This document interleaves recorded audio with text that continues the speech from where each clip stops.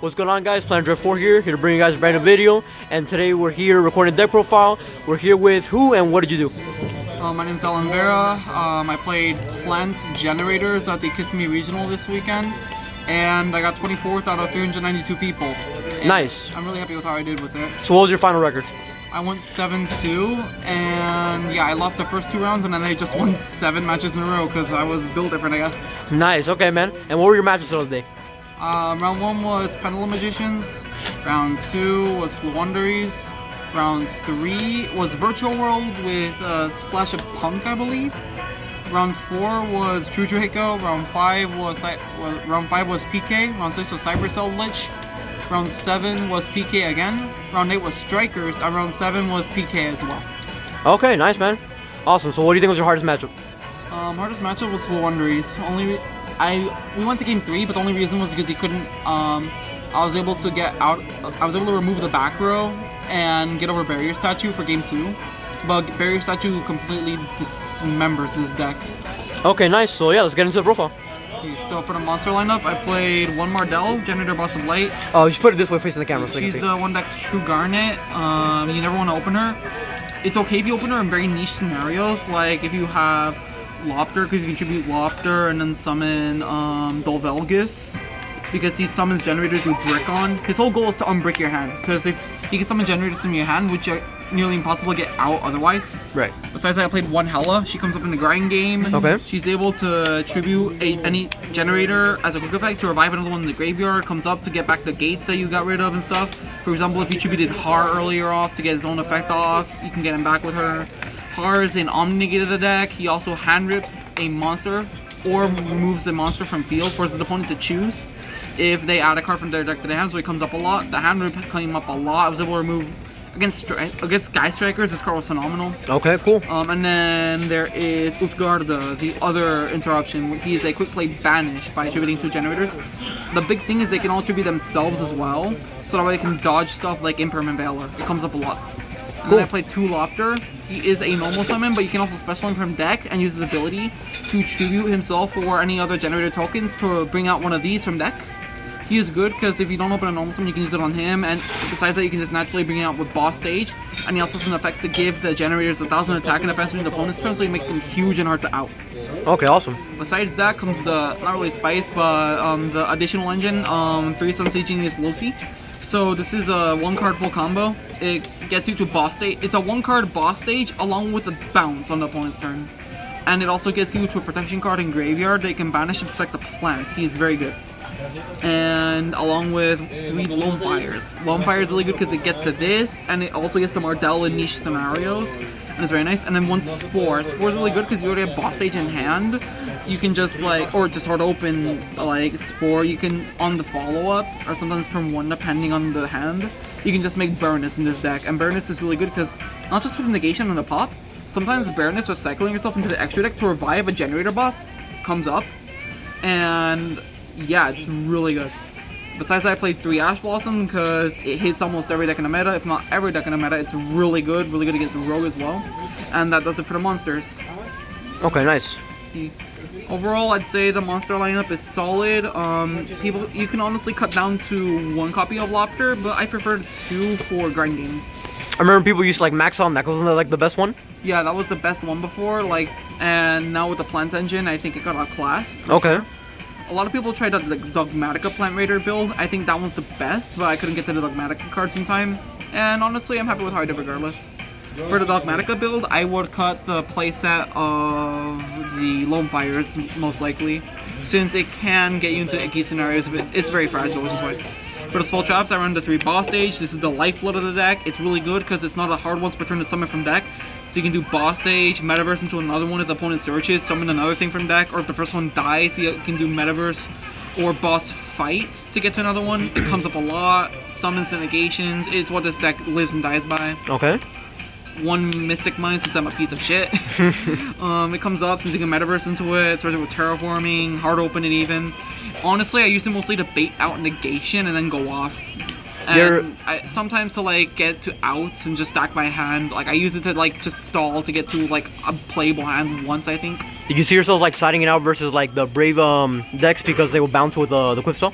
Nah, I honestly kept it in because we're going second. I'd slap it down. It would get rid of the Griffin usually, and I could just play from there. Okay. Besides that, there's one terraforming. It's terraforming. It gets you to the field spell, gets you to the mystic mine sometimes. It's good. One sunmine sowing. This is really good because you search it in the main combo. It enables the main combo to actually work and gets you. It's a combo piece. It's good. Also, it offers Bailing's like protection in the graveyard. If a plant would be destroyed by a card effect, you banish it. They're not destroyed. It's good. Cool. Besides that, there's one generator boss quest. It's really good to unbrick the hand. Also, you can search it with Mardell to unbrick other generator bosses you open.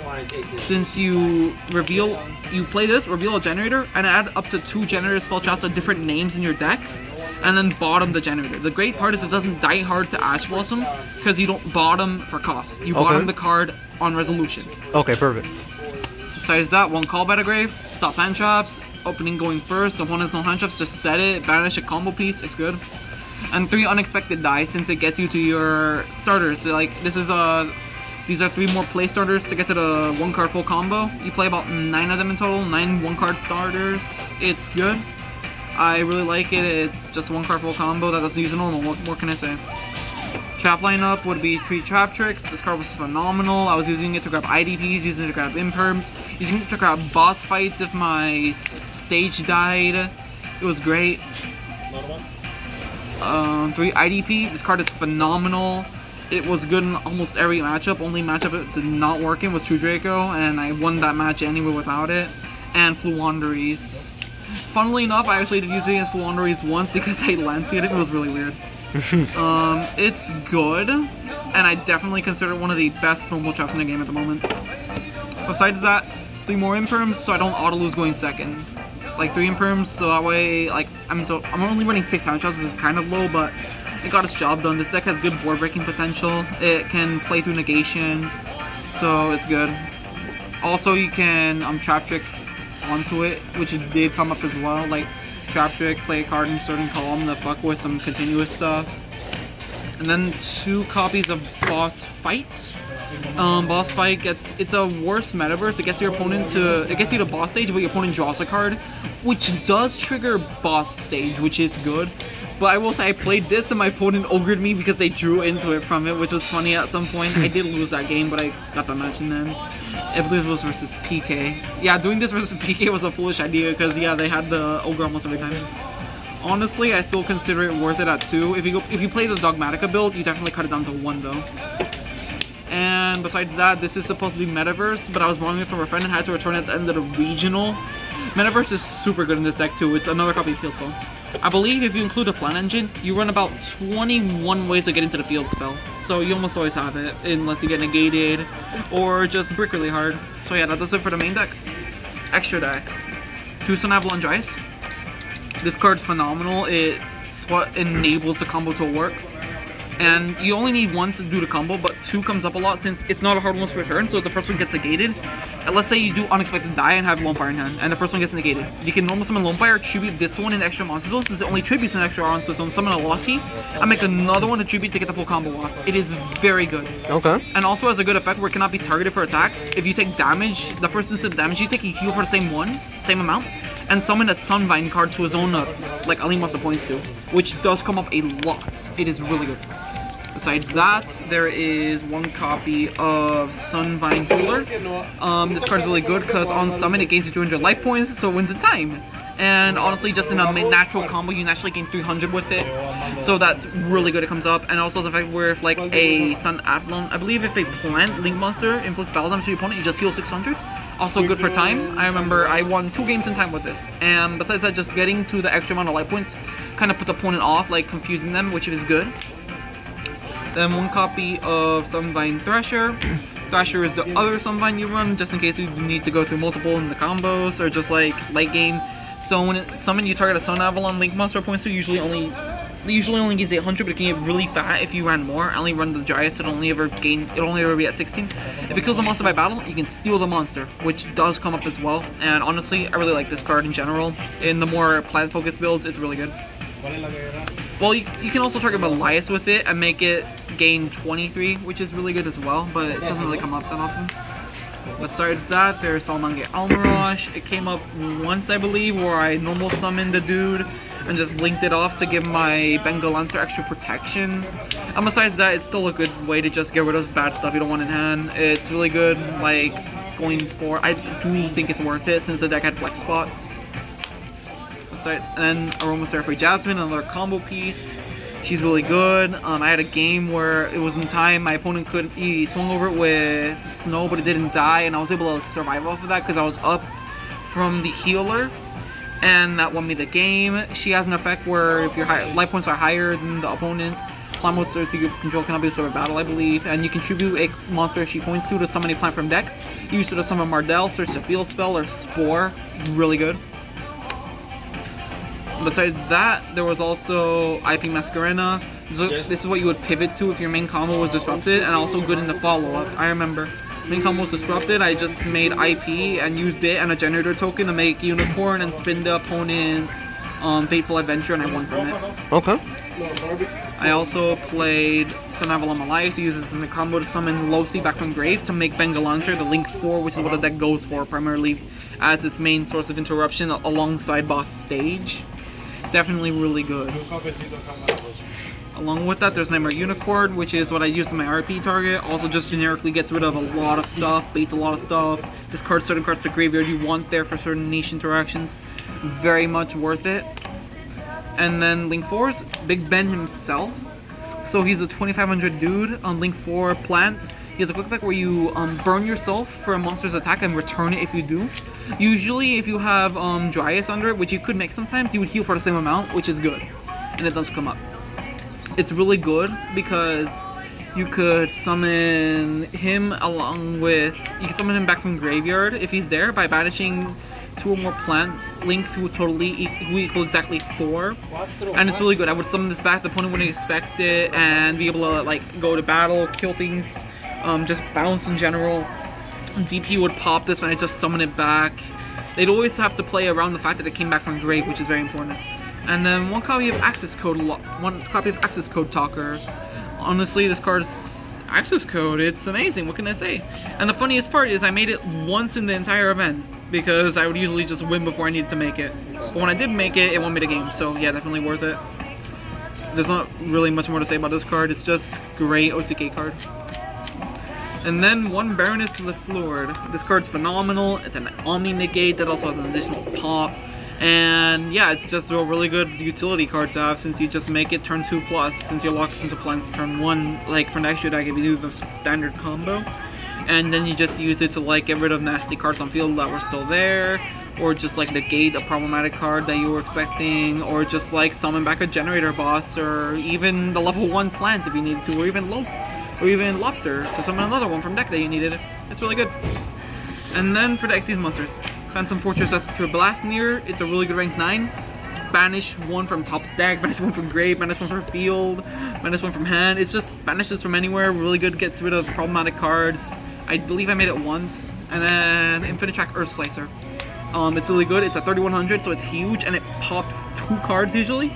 And yeah, that's honestly just really good as well, since like you can only sometimes you only pop 1, attack something since it's huge, and then just make Zeus.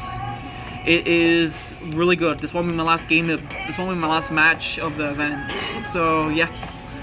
And one copy of Divine Arsenal AA Zeus Sky Thunder. It's Zeus. Sometimes you just make it, use it to out like nasty boards. And then like depending on the scenario, if you have field spell, like you might lose that, but usually what the opponent's losing is worse. And sometimes you can just like go Zeus effect and then just slap down another field spell after. Okay. And that does it for the extra. After that, there's the side deck. Side deck is pretty standard. It was Triple Lancia. It's almost everything in the meta right now. Really good. Yeah. And Triple Token Collector does conflict with this deck because you cannot summon your own tokens, but I feel getting rid of the adventure tokens is a much better trade-off since you stop a lot of their plays and stop their combos entirely sometimes. Also gets rid of Griffin Negate, and then you just link it off on your turn, so it doesn't really come up as an issue. I had a game where I even used it after my opponent did its effect and got rid of my tokens, and I just like did it back to him and got rid of his adventure token and won. And then there is Triple Evenly. fantastic card. Amazing, came up a lot, just like evenly boards, betting interruptions. It's evenly, it's amazing. Nothing more to say. 3 DD ground. This also won me my game 2.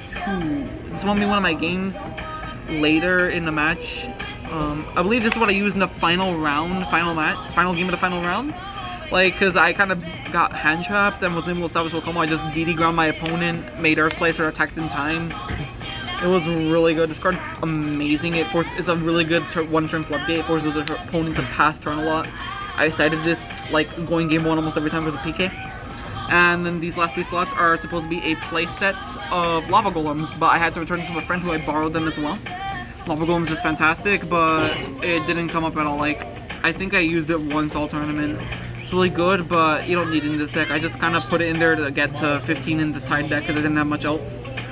And yeah, that does it. Honestly, the deck felt great. It doesn't lose to lands yet. It doesn't lose to a lot of the hand traps in the meta. People aren't expecting it, and it can put out really good boards. It's something. It's a control deck that can combo, as I like to say, and I love it. Okay, awesome, man. All right, thank you. Thanks.